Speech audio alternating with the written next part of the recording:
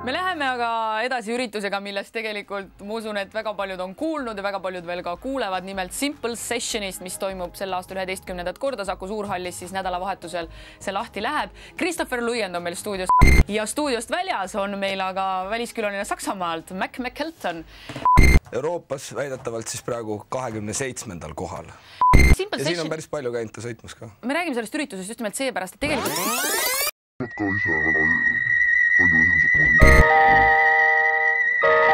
hüppeid on hästi palju. Tehnilisemaid asju on vähem.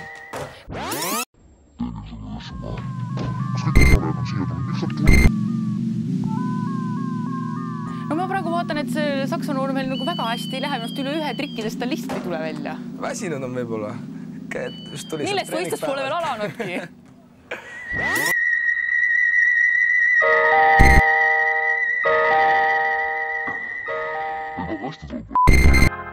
Meil on eksperiment siin lõpukorral. Käisid siin samas all poes, et siis teha enda toidusedel, millega nad arvasid, või me arvasime, et võiks nagu nädalavahetuse toime tulla.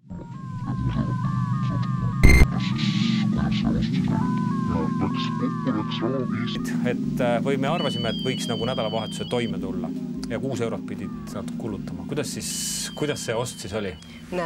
Kokku läks raha 5,76. Need 4 eurosenti on järgi? Isegi 24, kui nüüd lõpuni aus olla. 24 eurosenti on järgi. Aus olla siis ma ei saanud endale lubada. Ja teine asi, mis ma välja jätsin, on Varseller, sest Varsellerit kahjuks ei olnud võimalik ühe varre kaupa osta. Pidi ostma terve sellise suure pundi, ma arvan, et seal oli mingi 7-8 varre.